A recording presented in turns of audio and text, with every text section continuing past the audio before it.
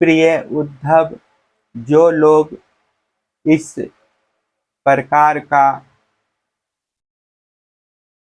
गृहस्थ जीवन ना बिताकर घर गृहस्थी में ही आसक्त हो जाते हैं, स्त्री, पुत्र और धन की कामनाओं में फंसकर हाय हाय करते रहते और मूढ़ता बस स्त्री लंपट और कृपण होकर मैं मेरे के फेर में पड़ जाते हैं, वे बंध जाते हैं। वे सोचते रहते हैं, हाय हाय मेरे माँ बाप बूढ़े हो गए, पत्नी के बाल बच्चे अभी छोटे छोटे हैं, मेरे ना रहने पर ये दीन अनाथ और दुखी हो जाएंगे, फिर इनका जीवन कैसे रहेगा। इस प्रकार घर गृहस्थी की वासना से जिसका चित्त विक्षिप्त हो रहा है, वह मूढ़ बुद्धि पुरुष विषय भोगों से कभी तृप्त नहीं होता, उन्हीं में उलझकर अपना जीवन खो बैठता है और मरकर घोर तमोमय नरक में जाता है। वानप्रस्थ और सन्यासी के धर्म। भगवान श्री कृष्ण कहते हैं, प्रिय उद्धव, यदि गृहस्थ मनुष्य वानप्रस्थ आश्रम में जाना चाहे तो अपनी पत्नी को पुत्रों के हाथ सौंप दे अथवा अपने साथ ही ले ले और फिर शांत चित्त से अपनी आयु का तीसरा भाग वन में ही रहकर व्यतीत करे। उसे वन के पवित्र कंद मूल और फलों से ही शरीर निर्वाह करना चाहिए। वस्त्र की जगह वृक्षों की छाल पहने अथवा घास पात और मृगशाला से ही काम निकाल ले। केश, रोएं, नख और मूछ, दाढ़ी रूप शरीर के मल को हटावे नहीं, दतुवन ना करे, जल में घुसकर त्रिकाल स्नान करे और धरती पर ही पर रहे। ग्रीष्म ऋतु में पंचाग्नि तपे, वर्षा ऋतु में खुले मैदान में रहकर वर्षा की बौछार सहे, जाड़े के दिन में गले तक जल में डूबा रहे।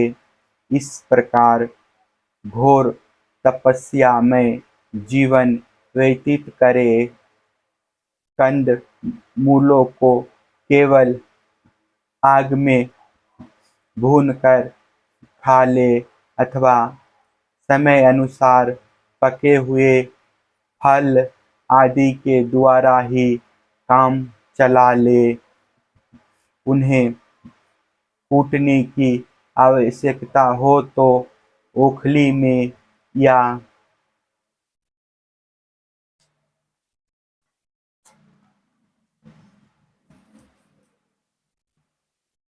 सिल पर कूट ले, अन्यथा दांतों से ही चबा चबा कर खा ले। वानप्रस्थ आश्रमियों को चाहिए कि कौन सा पदार्थ कहाँ से लाना चाहिए, किस समय लाना चाहिए, कौन कौन पदार्थ अपने अनुकूल है, इन बातों को जानकर अपने जीवन निर्वाह के लिए स्वयं ही सब प्रकार के कंदमूल फल आदि ले आवे, देश काल आदि से अनभिज्ञ लोगों से लाए हुए अथवा दूसरे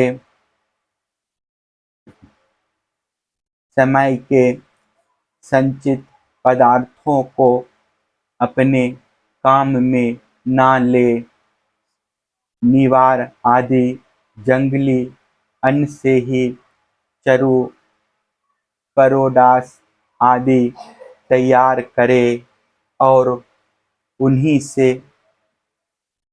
समयोचित अग्रयण आदि वैदिक कर्म करे। वानप्रस्थ हो जाने पर वेद विधित पशुओं द्वारा मेरा यजन ना करे। वेद वेताओं ने वानप्रस्थी के लिए अग्निहोत्र, दर्श, पौर्णमास और चतुर्मास आदि का वैसा ही विधान किया है जैसा गृहस्थी के लिए है। इस प्रकार घोर तपस्या करते करते मांस सूख जाने के कारण वानप्रस्थी की एक एक नस दिखने लगती है।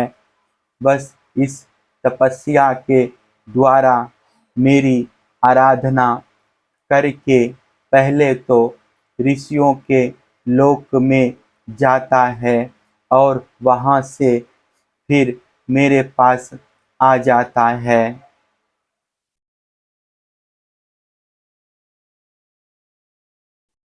क्योंकि तप मेरा ही स्वरूप है।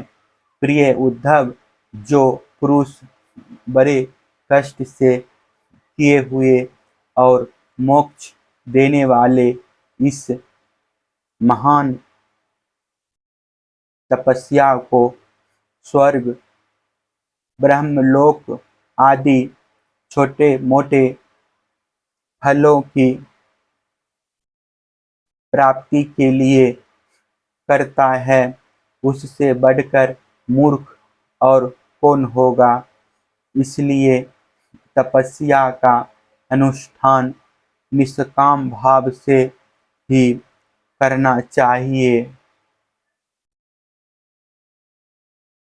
प्यारे उद्धव, वानप्रस्थी जब अपने आश्रमोचित नियमों का पालन करने में असमर्थ हो जाए, बुढ़ापे के कारण उसका शरीर कांपने लगे, तब